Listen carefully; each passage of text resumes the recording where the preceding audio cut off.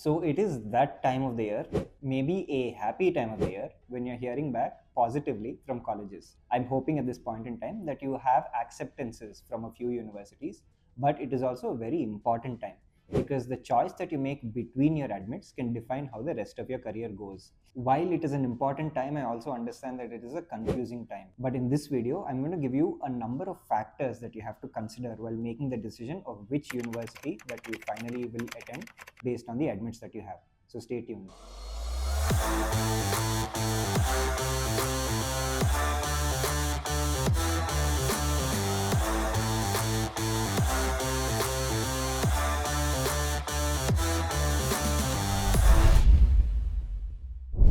Now, the first factor, according to me, is the most important, but it is also my opinion, and maybe different people will have different opinions. But I'd recommend you trust me on this one.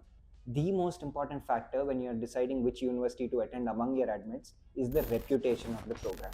Strong programs with good reputations outlast difficult job markets, and they help you in your long term career in terms of opening up doors to future opportunities.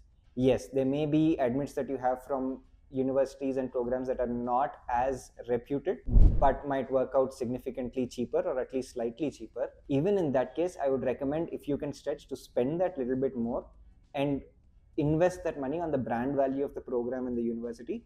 Trust me, it serves you in the long term. Now, this is not just me stating it randomly. You can check out this video where one of the candidates who made it to Carnegie Mellon talks about how the brand name of the university and the program saved him in one of the toughest job markets in the US. So let's assume that you have two universities that are very similar in reputation that you figured out through conversations with multiple candidates at the programs. The next factor you have to consider is the cost. Now, usually, if you are spending less and the starting salaries because of the reputation of the program are very, very similar, then you want to go to the program where the initial investment is lower, right?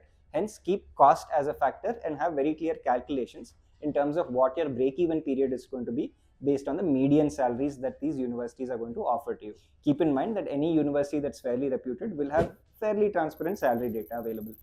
I'm actually on the Gradvine admitted students group to various universities, and students are discussing exactly these factors and are making decisions in terms of which universities to join. In future, I'm pretty sure they'll find their flatmates and figure out other housing rates and other logistics of their education as well. You can join these admitted students groups as well. It's going to be one of the largest communities in India. The number that you can text and send a request to join is in the description. So that will take us to factor number 3, which is the location. Now, the location matters a lot when you are considering universities that are maybe not top tier. Usually, the highly reputed programs transcend locations, but for slightly mid-tier schools, you want to be in the right spot. Now, granted that post-COVID, people have said that interview processes are virtual and the entire recruitment process is virtual. We have to understand that hiring habits have been formed over decades. Hence, universities in close proximity to big companies and industries have had companies recruiting for certain roles for years and years and years. Therefore, there is an alumni network that's been built up in these universities, and they send job postings to subsequent batches as well. Hence, universities in good locations tend to form strong industry connections, and that's a legacy that's been continuing for a while. If you're going to a slightly poorly reputed university or a slightly safer university, make sure it's in a good location because it will help you significantly in your job search. So far, we've covered very, very important and objective factors. The next few factors that I'm going to cover are subjective. And the first one among them is this: the duration of the program. Now, typically, a lot of candidates are comfortable attending programs that are longer than 1 year. It gives them longer to look for a job, and it gives them the opportunity to intern after 2 semesters of education.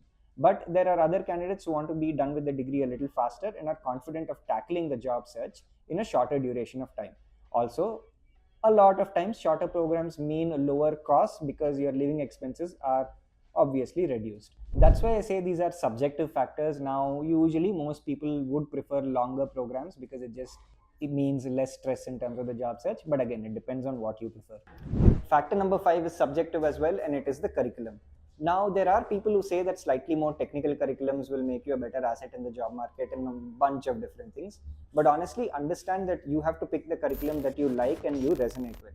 The reason being, when you are interviewing with multiple companies, you have to justify the skills that you picked up and how you wish to translate that into your subsequent job role.